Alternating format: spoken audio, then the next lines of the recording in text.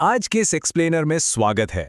आज हम दुनिया के सबसे बड़े रेन फॉरेस्ट यानी अमेज़न में चल रहे एक बेहद दिलचस्प पैराडॉक्स पर बात करने वाले हैं।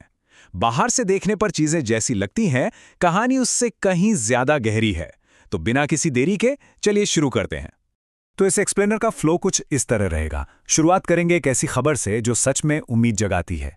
उसके बाद हम थोड़ा पीछे हटकर देखेंगे कि ये टिपिंग पॉइंट आखिर क्या बला है, कार्बन सिंक कैसे काम करता है, और हाँ, वो खतरनाक फीडबैक लूप्स जो इस पूरे सिस्टम को बर्बाद कर सकते हैं। और आखिर में बात उन गार्डियंस और सॉल्यूशंस की होगी जो हमें इस तबाही से बचा सकते हैं। तो चलिए सबसे पहले बात करते हैं अ मोमेंट ऑफ होप की, यानी अमेज़न में पेड़ों की कटाई की दर में आई एक जबरदस्त गिरावट के बारे में। ये सच में एक बहुत बड़ा रिलीफ है। जरा इस आंकड़े पर गौर कीजिए। सिर्फ 1325 अगस्त 2025 से जनवरी 2026 के बीच सैटेलाइट डेटा ने दिखाया कि ब्राजीलियन अमेज़न में महज 1325 स्क्वायर किलोमीटर्स हिस्से की कटाई हुई है। जानते हैं इसका मतलब क्या है? ये 2014 के बाद से अब तक का सबसे कम आंकड़ा है। ये सच में एक बेहद कमाल का बदलाव है।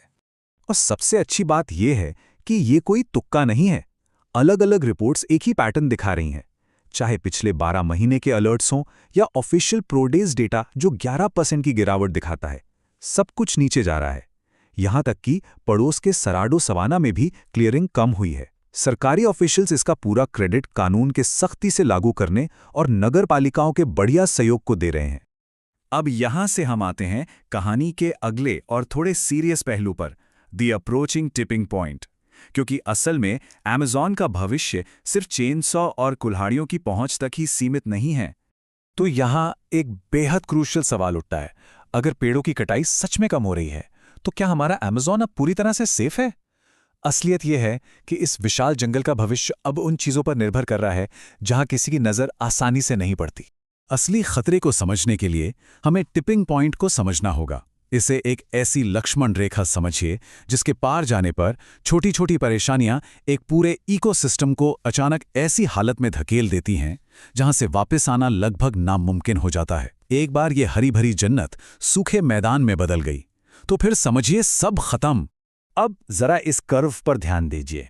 ये बहुत ही क्लियर तरीके से समझाता है कि कैसे अलग अलग खतरे जब एक साथ मिलते हैं तो वो कितनी तेजी से इस पूरे फॉरेस्ट सिस्टम को कोलैप्स की तरफ, यानी कंप्लीटली मौत के कागर पर ले जा सकते हैं। तो आखिर वो कौन सी चीजें हैं जो इस टिपिंग पॉइंट को ट्रिगर कर सकती हैं? रिसर्चर्स ने कुछ बिल्कुल क्लियर मेजरेबल लिमिट्स तय की हैं, जैसे तापमान का 2 से 6 डिग्री सेल्सियस तक बढ़ना या सालाना बारिश का 1000 मिलीमीटर से नीचे गिर जाना।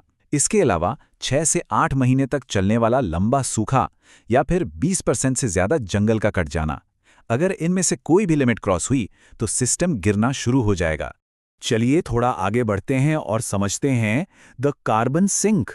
आखिर ये बड़ा जंगल सांस कैसे लेता है और ये पूरी दुनिया के क्लाइमेट के लिए इतना जरूरी क्यों है?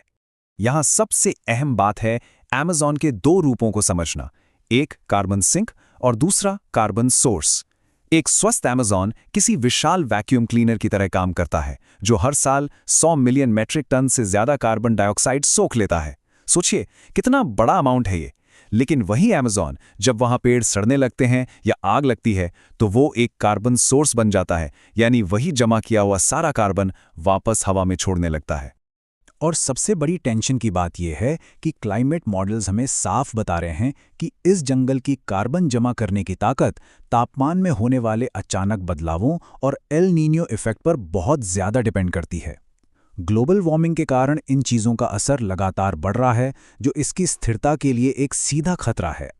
और यहीं से शुरू होता है एक नया और भी खतरनाक phase, feedback loops accelerating collapse. जब जंगल लगातार गर्मी और सूखे का सामना करता है तो ऐसी चेन रिएक्शंस शुरू हो जाती हैं जिन्हें रोकना नामुमकिन सा हो जाता है। इस इमेज पर गौर कीजिए। यहाँ 3 पॉजिटिव फीडबैक मैकेनिज्म्स को आउटलाइन किया गया है।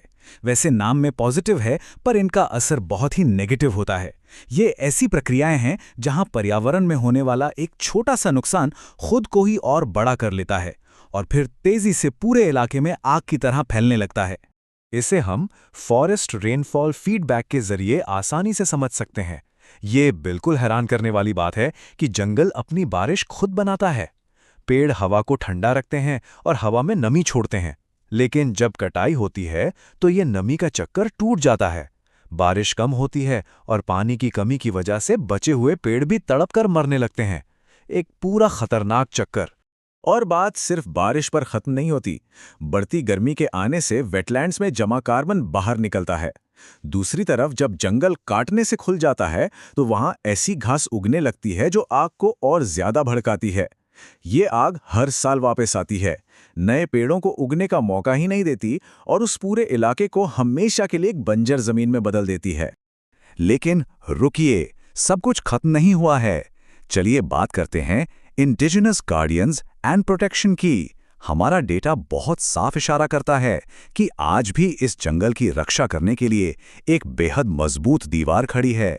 नासा और वर्ल्ड रिसोर्सेज इंस्टीट्यूट का डेटा साफ कहता है कि लगभग 1.5 मिलियन इंडिजिनस लोग इन जंगलों में रहते हैं और करीब 2.4 मिलियन स्क्वायर किलोमीटर हिस्से की देखभाल करते हैं।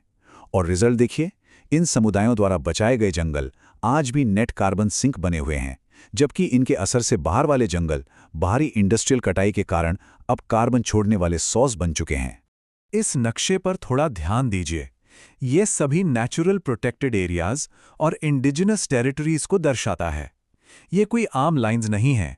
ये उस लकड़ी माफिया और लगातार बढ़ती कटाई की सीमाओं के खिलाफ लिटरली एक ढलान, एक हरी दीवार की तरह काम करते हैं। आज मॉडर्न सैटेलाइट अलर्ट्स और इन समुदायों की पारंपरिक नॉलेज मिलकर इतना बढ़िया काम कर रही हैं कि इन्होंने स्थानीय कटाई को एक ही साल में 50% से भी ज्यादा कम कर दिया है। जैसा कि पीटर वेट ने कहा है, ये स्वदेशी समुदाय संरक्षण के सच्चे गुमनाम नायक हैं। तो इन सब के बाद आते हैं आखिरी हिस्से पर, stepping back from the brink. Amazon के इस धंसते हुए भविष्य को बचाने के लिए आखिर हमारा रोड मैप कैसा होना चाहिए? ये चार्ट एक आशा की किरण दिखाता है। ये दर्शाता है कि कैसे सही समाधान लागू करने से इस नुकसान को पलटना मुमकिन है। हम उस फॉरेस्ट रेनफॉल फीडबैक लूप को ठीक कर सकते हैं और उस टिपिंग पॉइंट के पास जाने से बच सकते हैं। एक हाल ही की पॉलिसी ब्रीफ इन जरूरी कदमों को बिल्कुल साफ 9 एक्शंस में बांटती है। अगर इसका असर समझें तो बेसिक फंडा यही है: ग्लोबल लेवल पर अपने एमिशंस को ड्रास्टिकली कम करना और लोकल लेवल पर नेचर और इंडिजिनस लोगों के अधिकारों को मजबूत करना। ये एक बेहद संतुलित और जरूरी अप्रोच है। तो इस एक्सप्लेनर को खत्म करते हुए अपने आप से एक सवाल जरूर पूछिए। ब्राजील में कटाई का काम होना ये बात तो पूरी तरह साबित करता है कि एक्शन लेने से बदलाव आता है, लेकिन क्या हमारी वैश्विक उपभोग की आदतें और ग्लोबली बनने वाली जलवायु नीतियां सच में इतनी तेजी से काम कर रही हैं कि हम इस बेहद जरूरी बायोम को उस भयानक टिपिंग पॉइंट से पहले बचा सकें? आगे का रास्ता इसी सवाल के जवाब पर टिका है।